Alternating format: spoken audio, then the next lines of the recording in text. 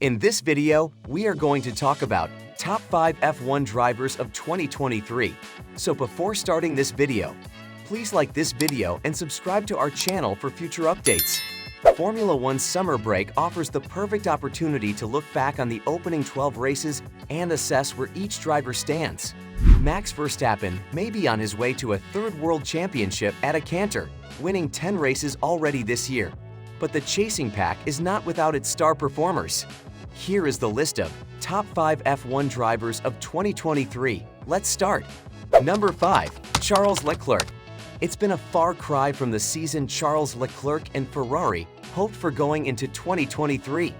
Aspirations of going one better than P2 in the championship last year quickly faded when the extent of Red Bull's dominance became clear, insult being added to injury by the DNF when running third in the Bahrain season opener. Leclerc has still been Ferrari's leader so far this year. He outqualified Sainz 8 times, scored sprint and Grand Prix poles in Baku, and stood on the podium 3 times, regularly maximizing what his Ferrari car, more inconsistent and trickier to drive than last year, can do. There have been errors, such as Miami qualifying, when Leclerc has tried to overdrive, and his lows have perhaps been lower than Sainz's this year. Number 4. Lando Norris.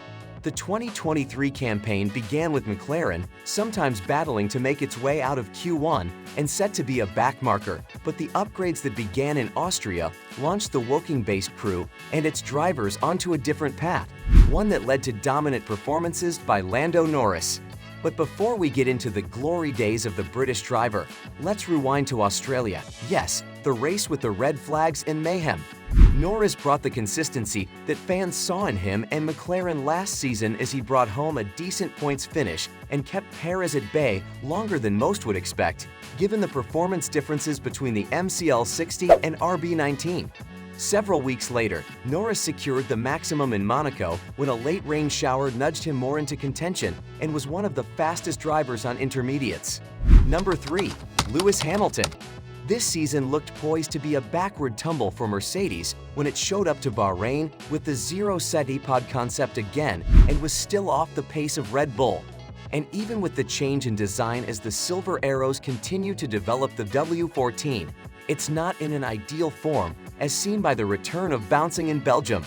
What is different this year, though, is Lewis Hamilton is getting as much pace and performance out of it as possible for the most part.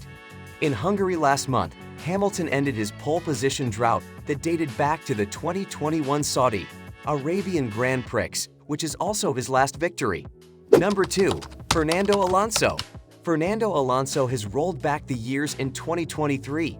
After spending the best part of the last decade driving F1 cars, unable to satisfy his competitive desire to be at the front of the pack, Alonso's move to Aston Martin was a masterstroke.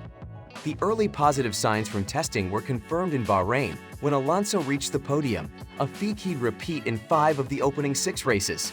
A better tire strategy call in Monaco, when Alonso had Verstappen cornered on strategy as rain neared, would have made him a race winner for the first time in over a decade.